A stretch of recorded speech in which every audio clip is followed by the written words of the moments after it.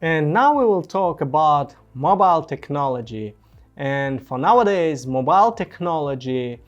is tightly joined to the cloud subsystems and cloud infrastructure so that we can access the Google Photos, we can access our documents, we can access our friends and chat with them by using different cloud infrastructure services provided by different corporations. And if we will take the mobile technology, it consists of the technology that is used cellular communication, and the mobile technology consists of the mobile phones, the tablets, the GPS subsystem, the netbook computers, and the sensory environment that can be presented within the mobile phone, like IMU, like another different kind of sensors like photos and audio subsystem and multimedia, and operating systems that are presented within mobile subsystems like iOS operating system that is based on Unix, and Android system that is based on Linux. And for now it is two general operating systems for all of the mobile devices. And we can see here that another different operating system existed like Symbian OS or Microsoft operating system, but they have not spread it that wide like iOS and Android. And what will be the future of the next operating systems and the generation of the next operating system, no one knows, because the time of the evolution of the technology pace at a very high speed, and it is definitely important to understand and to be aware of what hardware is used and what operating system is used to keep yourself secured, to keep your business secured. And all of the countries, they try to find out the solutions of how can they be free of vendors, and how can they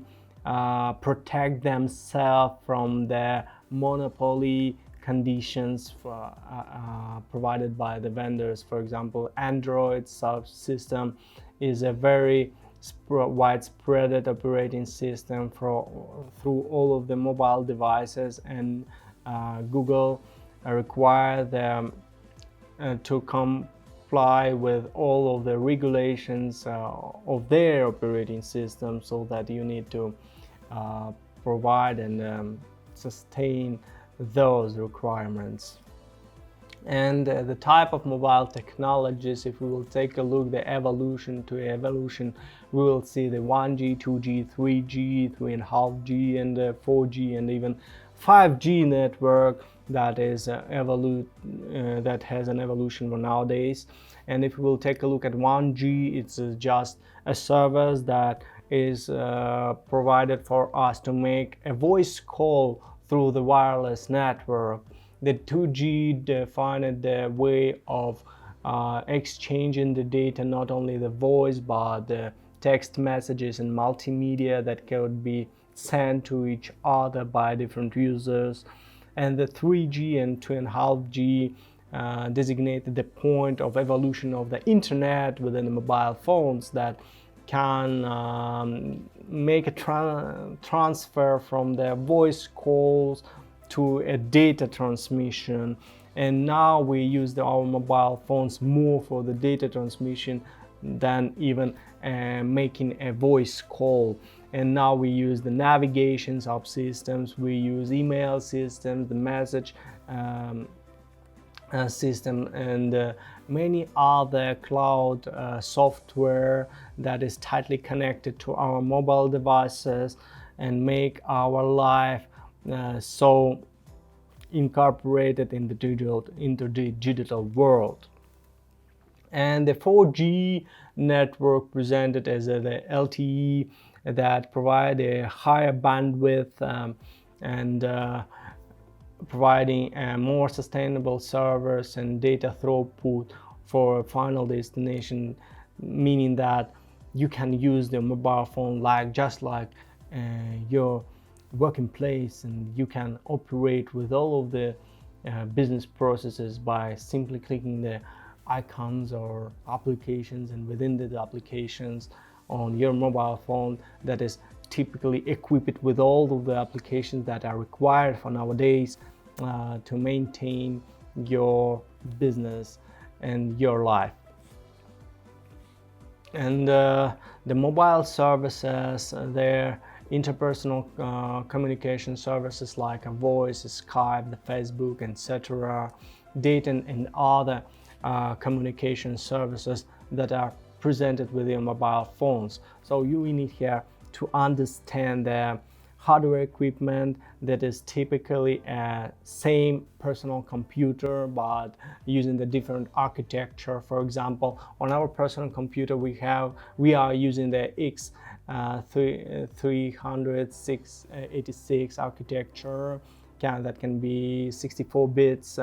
in general now, but previously was very popular 32 bits. And now we have the ARM architecture on our mobile phones. The ARM architecture is a RISC architecture, so that we have here reduced number of instructions that is supported by this hardware, but according to this hardware consumes less power. Of course, it is less powerful than the complete instruction subset that is used in X386, but still it is we have enough power to make our computations within our mobile phone and to make a connection to the cloud servers that can have more power and more processing equipment and RAM and hardware, hard disk storages, so that